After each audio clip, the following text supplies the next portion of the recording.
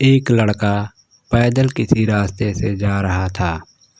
उस लड़के ने देखा कि सामने वाली बिजली के खंभे पर कागज़ की पर्ची चिपकी पड़ी थी और उस पर्ची में कुछ लिखा हुआ था। वो लड़का थोड़ा नज़दीक जाकर पर्ची में क्या लिखा वो देखने लगा। उस कागज़ की पर्ची में लिखा था, कल इस रास्ते से गुजरते वक्त 100 रुपये कहीं गिर गए।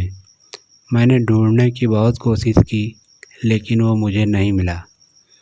कृपया इस रास्ते पर कहीं किसी को भी मेरे 100 रुपये मिले तो इस पते पर पहुंचा देना।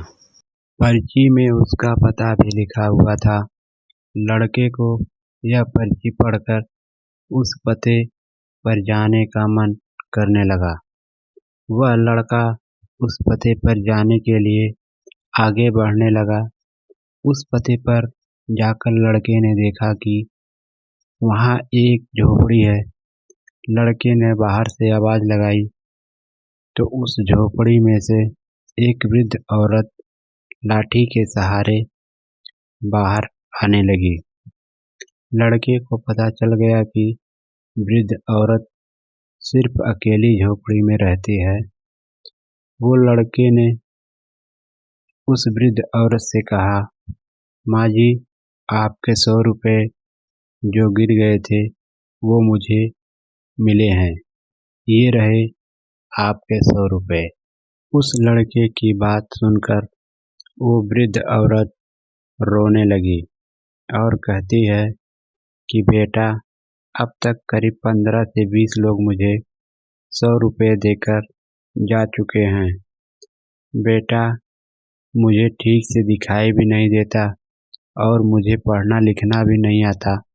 पता नहीं किसने मेरी ऐसी हालत देखकर मेरी मदद करने के लिए ऐसा किया।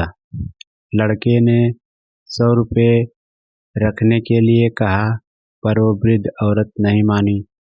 लड़के के बहुत आग्रह पर बाद में वह वृद्ध औरत मान जाती है, लेकिन वो उस लड़के से कहती है, तुम जाते वक्त वो पर्ची वहाँ से फाड़ कर फेंक देना।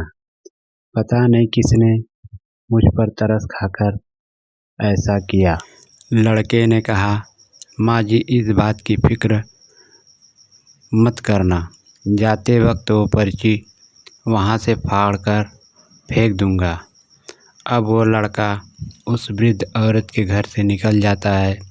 थोड़ी देर चलने के बाद उस लड़के ने सोचा, आखिर मुझसे पहले आए हुए उन 15-20 लोगों को भी इस माँ जी ने वो पर्ची फाड़ने के लिए कहा होगा, लेकिन उनमें से किसी ने भी पर्ची को नहीं फाड़ा, तो फिर मैं क्यों फाड़ूं? वो लड़का उस पर्ची को बिना फाड़े हुए वहाँ से चला जाता है।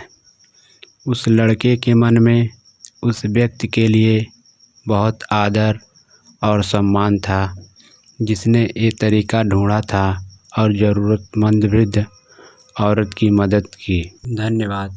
इसी तरह की कहानियाँ सुनने के लिए हमारे चैनल शाम स्टोरी को सब्सक्राइब करें, लाइक करें, कमेंट करें एवं दोस्तों के साथ शेयर करें।